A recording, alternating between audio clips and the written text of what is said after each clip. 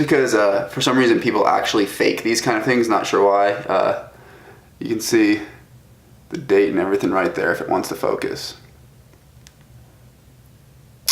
So we are on Monday, March 26th, 2018, and this is going to be ending up in June 15th, so let's see how it goes.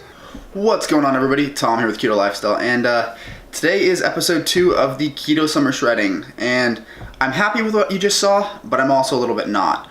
I was, when I left for this trip, I was around 218, so seeing 225 as the scale just did, it's a little disheartening because I've been back for about a week now, and the strange thing is I was seeing 222, 223 earlier in this week. So something I did yesterday caused my weight to tick up. This is why I tell everybody, weigh yourself daily because you can average it and kind of get a better idea of where you're at.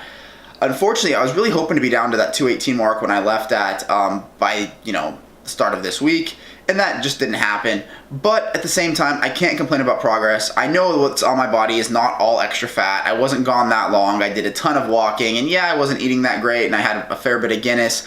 That being said, there's no way my body put on 6 pounds, 7 pounds of fat in the course of just a few days. So my guess is by the end of next week, you'll see me back to that 218 mark where I was. Another thing that may have been a contributing factor this week was I did not hit my exercise the way I wanted to. I usually plan on 4 days a week. I was actually only able to hit 2. I was so jet lagged coming back on, Sunday, Monday there, that I didn't end up doing those 2 workouts. So I ended up just doing my Wednesday, Thursday workout, and I probably couldn't have done the other ones even if I had wanted to. I was so sore just having not worked out in a while, and I wasn't doing anything crazy. I think I did, my legs were just killing me. And I only did a 5x5 at 255 for my squats, which actually is not that heavy for me, but for whatever reason, my legs were just dead. I mean, I have stairs in my house, and the thought of having to go up the stairs to get to the bedroom was just disastrous.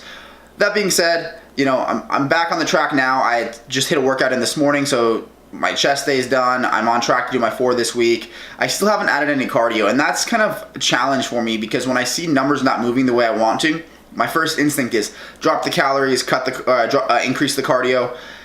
That's just not what I want to do on this cut. I don't want to mess with my metabolism any more than I have. I was using that period when I was in Europe to try to reset my metabolism because I was cutting down like 1,700 calories a day and doing cardio. And for a guy my size, that's just way too low. But I'd been in a deficit for so long. I mean, you guys got to remember, I've been doing this for 2 years. I was in a deficit for so long that my body kind of just kept adjusting and kept adjusting. So I had to, keep ticking it down to see results. So I wanted to take that chance to bring the calories way up, get my body used to eating, 2,200 calories a day. That way I can cut on 2,000, 1,900 without cardio and be just fine. That being said, I'm going to, aim for that 1,900, 2,000 mark again this week, see how we go. I'm not going to be able to really adjust my cardios for adjust my cardio or food intake for fat loss until I'm back to where I was from before I left. Reason being is I really am not sure how much is glycogen and whatnot. Now, if you look at the pictures, you can tell that I'm still a little bit puffier, so a little bit bloated. And it is what it is. Like I said, it'll be down by next week. I'm certain of that. But it does make it a little bit harder to adjust macros and things accordingly.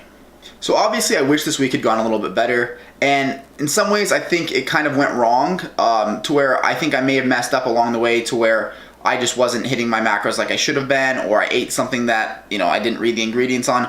I'm not 100% sure, but my ketones have been around 0.7 to 0.9, which for me is pretty low. I'm usually in like the 1.5 to 2 range. Granted, I am just coming back from that trip where I was obviously drinking Guinness and things like that that are loaded with carbs, so my body is readapting. Not that unexpected, but there were some times when it kind of dipped, so I am going to have to be a little bit more careful with what I'm eating. Sometimes, I went out a couple times this week, admittedly, grabbed a salad on the way home, whatever. I do my best to understand what's in those things, but at the end of the day, a restaurant could do whatever they want and you wouldn't be any wiser. So, game plan for next week. Next week's game plan is 1,900 to 2,000 calories a day.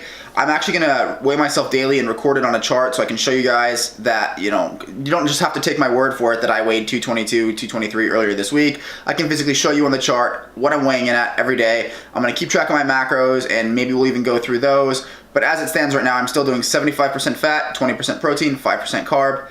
Everything's working well. I'm actually still doing my keto meal every day for lunch because that gets me, some extra BHB salts, which can help your body get into ketosis. You're actually just increasing the ketone levels in your blood is what those things are actually doing, but it makes me feel better.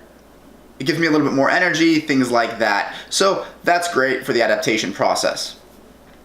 And just to fill you guys in briefly, my girlfriend who's been doing this, or is going to be doing this cut with me, she's almost back to where she was, but I'll probably introduce her on this channel sometime this week or next week, and she might end up coming into these videos and kind of giving her progress results as well. Just kind of depends what she's comfortable with. But there's two of us doing it, we're kind of seeing the same results, and it's really nice to have each other to bounce off of and rely on when we're thinking about, eating something we shouldn't or not going to the gym. It's really good to have that other person to say, what are you doing? Like, this is what needs to get done, and just force us to do it.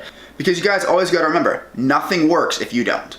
But with that, I'm gonna close the video. If you have not subscribed yet, go and hit the subscribe button so you can watch my progress. You like the video, leave it a like. You have any questions, comments, let me know in the comment section. But with that, I'll see you guys in the next one.